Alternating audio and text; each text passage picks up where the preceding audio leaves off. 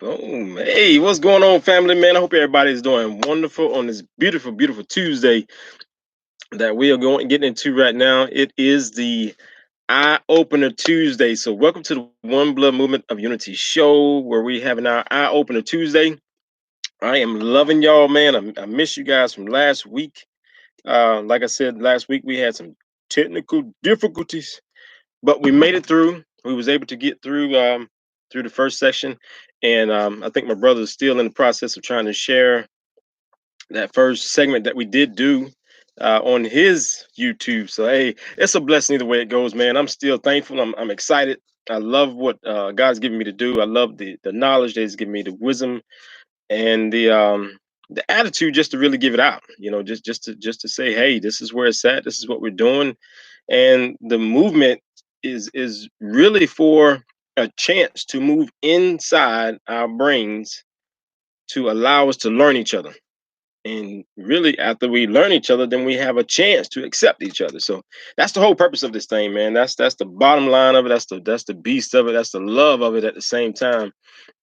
And I'm just welcoming you guys to the show, man. I'm so blessed. I'm honored. I'm very, very grateful for what's going on. So let me tell you what the Eye Opener Tuesday show is all about. It is the elephant in the room. It's what people do not talk about in public, and sometimes they don't even want to talk about it at the kitchen table. So that's why I believe in my spirit really strongly that God gave me this set to talk about these type of situations because I'm not a person that just judges you right out the gate or try not to judge you period at all. I do believe that people have their own opinions for a reason. I believe that they are in their own mode. I believe people are people. It doesn't matter whatever they feeling, whatever they do, that's who they are, and that's just what I believe in. So I am I'm just honored, man. Some people are trying to chime in, so I'm trying to answer them and talk to y'all at the same time, and I'm loving it, man. People are really interacting, so that's a beautiful thing. I'm loving it, y'all. Y'all keep chiming in, keep chiming in. You know, you can comment at any given time. Um, we'll definitely take the comments, and I'll respond to them a little bit throughout the show, and we're gonna get this thing on and popping, man. Make some beautiful noise with it. All right, the like I said, I opened a Tuesday. It's a beautiful thing. It demonstrates that we can talk. It demonstrates that we can elaborate with each other, have a beautiful conversation without getting upset, without getting mad. I do believe there are times that people do get upset. I've read some posts. I've read some negative responses on a few occasions on the things that I've posted in the past, and that's okay because I've always said, and I still believe it. This part won't change in me. I just believe people are people, and I believe you are entitled to your own opinion out the gate. That's your opinion. That's what you want to do. That's what you love. That's what you understand. That's who you go for. That's you. That's hey, what's going on, big dog? Man, I'm so proud of you, man. I appreciate you chiming in, man. Good. Share that thing, man, so everybody can come on in. Share it so everybody can come on in. Good to see you, Bass. Good to see you. But as I'll explain to them, man, the Eye Opener Tuesday show, what it was really about, it's really just the elephant in the room, and getting people's ideas, getting people's feedback on how they really feel. You know, it's a type of show that will allow you to talk about things that you would talk about in your kitchen table. You know what they call the round table. They have a segment at schools that they do this on, where they talk about. They call it the round table conversation, and it's great because they bring out a bunch of just a lot of things that people really thinking about that you want to talk about it, but a lot of people are kind of intimidated to talk about it because simple fact they don't know you. If I don't know you, I'm not going to talk to you about something personal or something that I believe. So it'll be kind of hard for me to really get close to you and on an intimate level, for as a conversation intimate level, if I don't know you. So that's what this show is about. Let's get to know each other, man, so we can get through this racism, so we can destroy this hate. It's too much in the world for us. It's too much love in the world for this hate to continue and continue to rise. It's just too much love. We do have it. When I'm in the world and I'm listening to people talk and I'm having these different conversations with a lot of different people, Hispanics, white, black folks. It just doesn't matter whichever race I'm talking to or whichever ethnicity I'm talking to. They all actually have a genuine love. Not all of them, everybody have their own thing, but I felt like a lot of ones that I have talked to has a genuine love that they really would like to express, but they don't know how, and they don't have these common type of conversations. So henceforth, it never goes forward or never goes anywhere out there. They just keep their thoughts to themselves. And y'all know I always talk about when I compare these things, I compare it to a relationship. Just like a marriage, when you and your significant other, you get angry or you get upset or you have something you really want to talk about, you don't talk about it. It just builds up and builds up and builds up. And then the next thing you know, you have explosion. And it could be something as simple as a piece of paper being on the floor and you have no idea what this explosion is about. And both of you have lost it. So yeah, that is the elephant in the room, ain't it, Rick? But I wanted to the question of the day: do you think that Black history is considered American history? I'm going to answer that in a few. I want to give you just a little bit of history from something that I read earlier and that I posted for Black History Month. The man named by the name of Carter G. Woodson. Carter G. Woodson, beautiful African American man. He was born 1875. Uh, he was known as the father of Black history. So this young man had a thrive for educating African Americans on who they are and what they've been through and what they've done and what they have contributed to America or to life in general. Mr. Woodson was the second African American to receive a doctorate award from Harvard. Man, that's big, especially back in those days.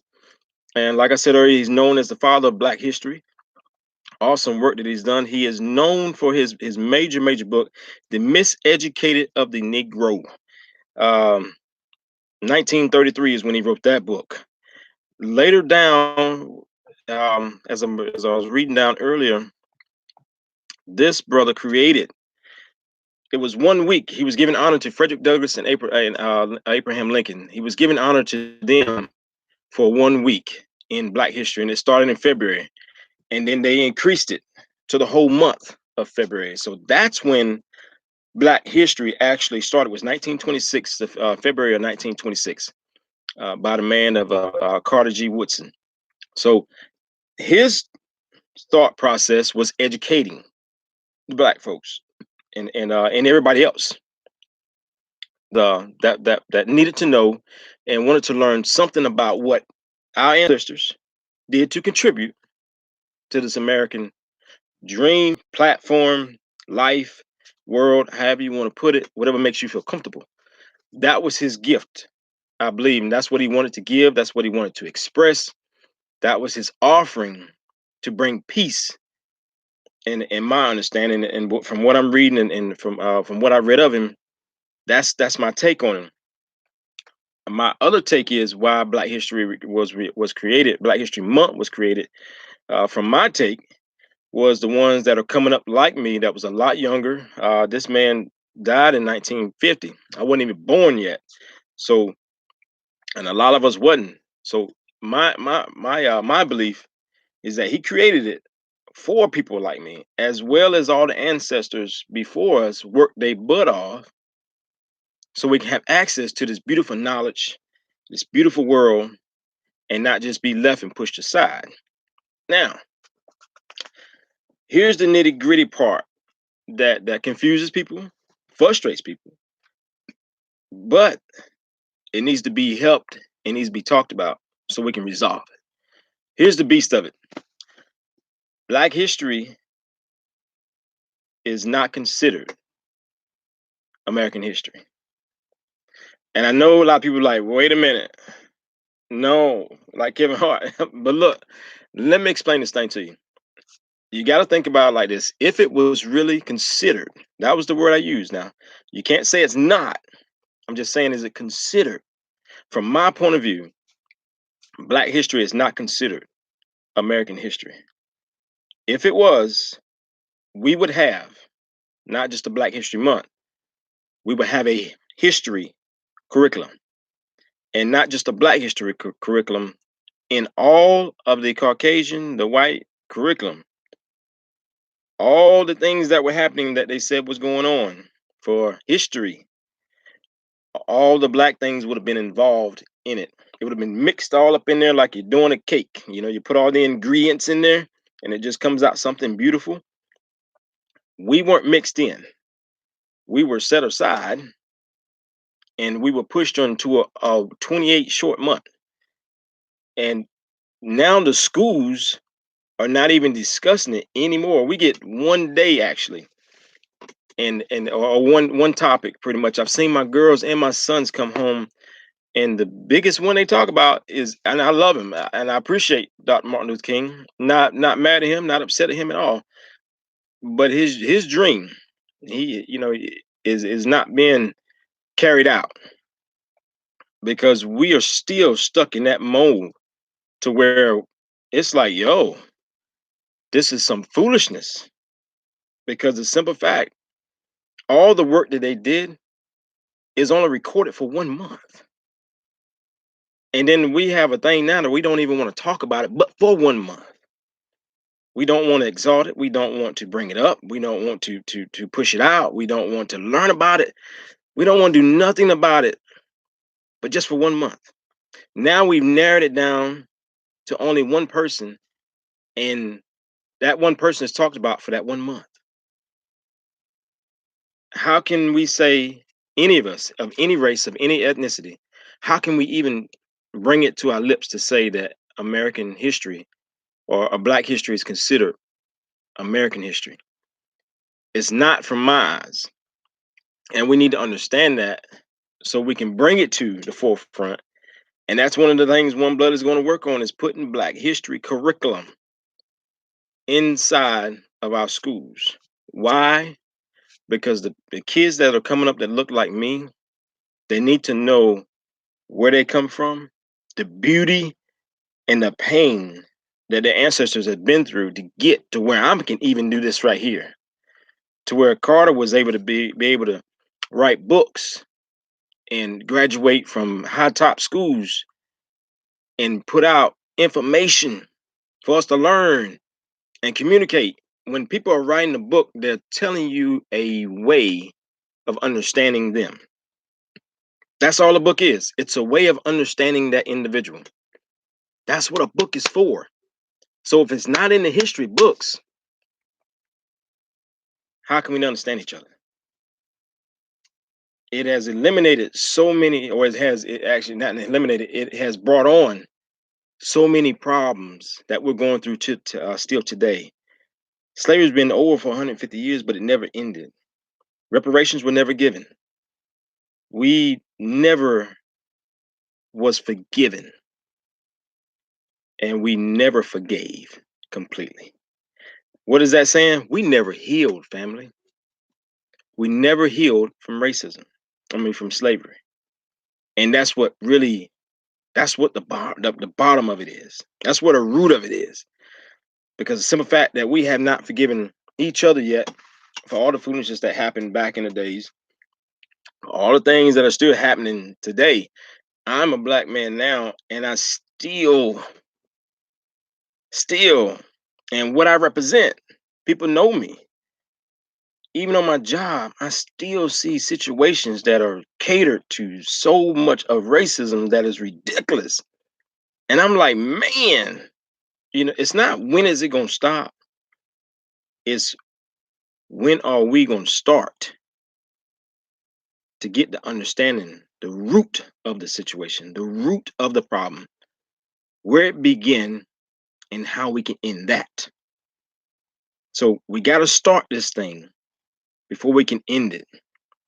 We haven't started yet. We haven't got there yet. We're still pulling, and it's so crazy to me how we really are depending on our leaders to make the difference. Let me explain something. I read something, and it struck my mind. It was really good when I read it. Leaders, no, management pretty much controls the situation. It controls their leader's mind. It tells them what to do. Their team. Leaders guide their team into what they could do. Management tells them what to do. Leaders guide them on what they could do. That's a huge difference. So the people that are supposed to be our leaders are acting in a management mode. In other words, they're telling us what to believe and how to believe it. And that is their statements, that is the truth, and that is their truth. But the realm of it is, they're supposed to be leaders. Leaders will not misguide you. Leaders only gonna get you to the point to where you can survive on your own. And the only way that you can survive on your own is be educated on your surroundings. The Bible says it clearly, know those that labor among you. Everybody around you, you should know. Automatically, when you walk out the door, you should be able to know if that person's around your area, around your daily walk through life, and they're around you on a normal basis. You should be able to know them, but you can't know them if you don't know none of their history. Like I always say in my speeches, and when I'm out there motivation speaking and public speaking with different people in different places, if you don't understand you, you don't love you, you don't like you, it's extremely hard to understand me, to love me, and to like me. You can't do it if you don't love yourself. I mean, it's an old remedy that I heard a long time ago. If you don't love yourself, it's really hard to love anyone else. It's hard to understand even God if you don't love him. And God gives you free will. So if you don't love yourself, it's kind of hard to love him. I hope that makes sense to you. I hope it opens your eye up a little bit. I'm gonna answer some of these texts that are going on, and I'm loving the interaction right now. I'm sorry that if I haven't responded, but let me scroll on up here and see what my people believing. Let me see. Mr. Rick says, I honestly don't believe it is. While in high school, it was a elective, but not a main course. We could learn more about and Frank better Black history shaped this country. Yes. Here's the thing. Let me answer that. Let me answer that, Rick. Here's what I used to tell my sons. And I still do, and I tell my daughters the same thing. My father always told me multiple times. I heard it. I kept hearing it all through my life. Son, work smarter, not harder. Son, work smarter, not harder. I just kept hearing it. He just kept saying it years and years. Didn't grasp it until my latter part of my life. What he was really saying, work harder, educate yourself. Uh, don't work as hard. Figure out different ways of doing it better, so you don't have to hurt yourself over here later. This is my take on that. Don't you think working smarter, not harder? I honestly believe as smart and as wise as our elders and our ancestors were, out of all the things that were created that they could not get a patent on,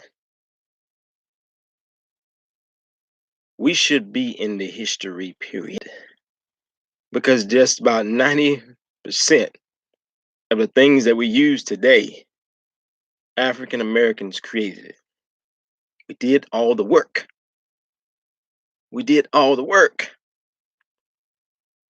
The major thing we did not do was be hateful. The biggest thing we did was forgive. And I don't care what anybody says, the African American race has the most biggest forgiving heart out of any race. Out of all we've been through, even Germany um, uh, uh, did their people right, gave them reparations. Even Germany. And we supposed to be top notch, top of the line. I mean, well built, well managed. Some say well led. I say well managed. There's a difference. And I know we need to have that family. We need to have that. We need to incorporate that completely so we can learn more from each other. And then when we out there, we're looking at these stoplights, we're looking at light bulbs, we're looking at the pen, the ink that comes out of the pen, telephone, using your phone, things like that. We will learn to appreciate each other because somebody of your gender, of your ethnicity created that, and we'll learn to appreciate it a whole lot more. A whole lot more. I hope that was a that was pretty good, Bass. Let me see what else you got. Uh, let me see. So many inventors, yeah. So many inventors created. Okay. And my brother D said we have a Black History Month because white America doesn't want to face the ugly truth about what went on back then. If I didn't know any better, you would think Black history started with the slavery. You would think Black history started with slavery. I would think that too, D. Sincerely, I would think that. So you like my shirt cut? You like that, D? You like that shirt, D? I appreciate you, brother. But yes, if we did not, if we were not educated, we would think that Black history started with slavery. And someone hit me up one time. I posted something of the. It was very not appealing to look at, not fair to look upon. It was a post I made, and someone made a remark on it and was like, "Yo, I thought we were celebrating Black history." I was. I was celebrating it greatly. I'm still celebrating it. Just because I post something that white folks did to my people back in the slavery days does not mean, hey, Chrissy, good to see you, sis. I'm so happy you joining on. But just because that's a part of history, that's what needs to be known.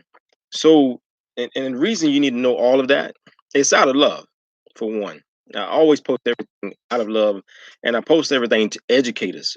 We don't need to, like D said, we don't need people to think that Black history is only just about slavery and inventors. When you read most posts, you always find somebody posting something. We was in slavery, and somebody invented this. Man, there's so much more to Black people than just slavery and inventions. Even though we invented over half the stuff that we use, over three-quarters of stuff that we use, we did invent it. But at the same token, there's so much more, and there's so much more to our white family as well. There's so much more to them than the ones that their ancestors. They're not the same. Not all white people bad, man. I don't believe that. I never will. I never will believe that all white people, not all of them. I don't believe all of them are bad. Just like I don't believe all cops are bad. I believe a lot of them have a hidden agenda, but I don't believe they're all bad. And that's just not the way to go, man. So that's what we're trying to do. And I'm hoping and I'm praying that this helps you.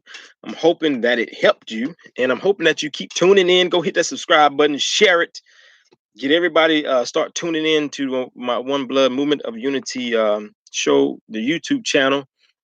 I open it Tuesdays, man. Talk about this elephant in the room because it's needed, y'all. It's needed. So many of our kids have no clue. Just like our mixed family kids, our blended family kids, they don't have a clue, and they're from both sides. So even though they're from both sides, and there was so much negative from both sides, but their mother and their father are so positive, influence in their life, but they have all this negative behind them, and then they don't even know who they are because people keep pushing the negative on them, but their parents are trying to push the positive. And it's only because the parents haven't told them the truth and the realm of the negativity that happened back in the day to get them to where they are now. So please help me fight this journey, man. Join me in it. Because I am going to push to try to put Black history as a curriculum mixed in with American history. That's what I want. I don't want one just curriculum just dead end on it. I do like the idea. I'm not gonna lie to you because I love my people. But I want it mixed in so people would know on both sides what was going on, not just on one-way street. To me, it has to be fair. There's nothing wrong with explaining both sides. Just like I always relate everything to relationships. You can't just go in if you the husband. You can't just say, hey, yo, boom, they put the hammer down, stomp. That's it, man. It won't roll. Tried it, won't roll. And it's been tried on me. Definitely not happening. But a woman just can't go in there and say, "Hey, this is what it's going to be, and that's how we're going to do it." Sorry, not happening. And I shouldn't say sorry. My brother corrects me on it all the time. It's just not happening. And a man can't do the same thing. You have to sit down, have a genuine, friendly conversation out of love, so that you can move forward and not backwards or stay the same. God is the only one that is the same as yesterday. We are evolving. We continuously grow. He knows everything, so he doesn't have to. We are learning, and we have to gain access to each other mindset so we can help change all this foolishness that's going on in this world. It's too much. There's too much love to put out. There's too much joy to have. There's too much barbecues that could be laid out, fellas. And family, I should say, men and women. There's too many barbecues that could be had, that we could really get together and do something beautiful for our people and for this world. I don't get into the politic viewing area. I read something that was really, really terrible today. Just hit my mind, so I'm not even going to say it. But what I will say is, pray for your managers to be turned into leaders. Because remember what I say: managers control their employees' thoughts. Leaders let their friends or employees or whoever they're leading come up with their own ideas, and they guide them into their own greatness. That's what a leader does. He pushes them into greatness. Manager, I want to control you. That's what managers do. And this country right now has been managed, not being led. So stay prayed up, man. Stay strong. Stay believing. Stay. Just keep going. Don't stop. Don't stop. Keep going. Keep believing that it will get better. In time, it will. If you push out enough love, I promise you, it will get there. If we educate each other on how each other feels, white and black, 'cause that's the main topic. That's the main race. Out of all the races that's out here, out of all the ethnic groups that are out here, it's on white and black. We have to get our mess together here in America. And it's I'm not saying it's easy to do, but I'm saying it's an easy step to take if we just take the step and go forward. I love you with the love of God. Be safe, man. Be blessed. And I really appreciate all the ones who have chimed in. I'm so blessed, man. I'm so honored. Y'all, please give it time. It is going to be something great, something beautiful. We're going to pass this message on, and we're going to keep this message of unity. That's what One Blood is about. It's all about unity with me. I don't care who you are. I don't care where you're from. I don't get into all the whatever, transgender, gay, all that. To me, we're all people. We're all God's children. So let's unify. Let's get together, learn more about each other, and move on to a greater that we already are. It's inside us. Move to that greatness. Sound good? Amen. Amen. Amen with y'all. Hey, oh, thank you, D. Thank you, man. Thank you, thank you, thank you. Much love to you guys. Much love to you. Stay focused, stay blessed, stay safe. Remember that God loves you, and remember that One Blood loves you. Peace out.